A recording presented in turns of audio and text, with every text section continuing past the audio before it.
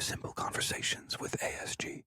There's been pushing this for a while about trying to make the platform free speech or as much free speech as they can. Do you feel like, from your knowledge of this game and of the tech world and cybersecurity, do you think there's ever a possibility of there being, I'm not even going to say 100, I'm going to say 90% free speech I don't know online? what that means. You got to tell me what free speech means.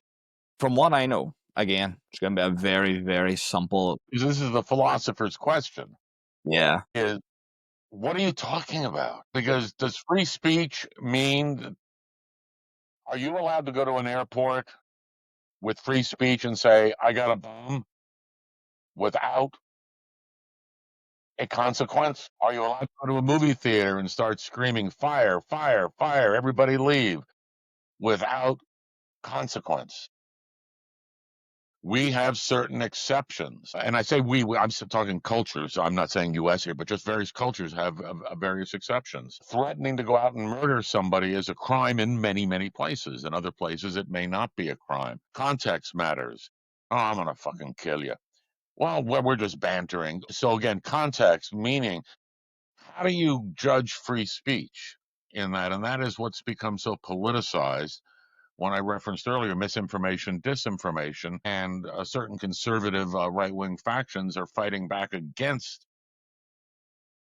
the ability to recognize or counter misinformation or disinformation, because in many of their mindsets, misinformation and disinformation are part of the core belief systems that they've already got that have no evidentiary basis. Should that be part of free speech? So I'm not trying to answer the question here because it's so flexible. It is so difficult. It is so fundamental to mental immunology and protecting the mind these days that the cyber issues and the cognitive issues become very intertwined, and ends up an awful lot of it with a moral discourse. And just because you have the technology, should you use it? And these are the questions that we need to be asking more and more. And then it's about responsible use. Now, I could say, all right, let's try to define responsible free speech.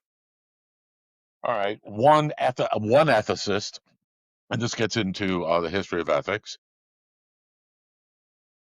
Can we all agree that harming human beings maliciously is a bad thing? Well, that's a very foundational question that may have some exceptions. So the concept of free speech, the concept of murder, the concept of anything that has ethical inquiry into it makes this all the more difficult. Are abject, not evidentiary statements free speech? Are they insightful? Are they mean? Are they anti-ethical? How do we deal with all that?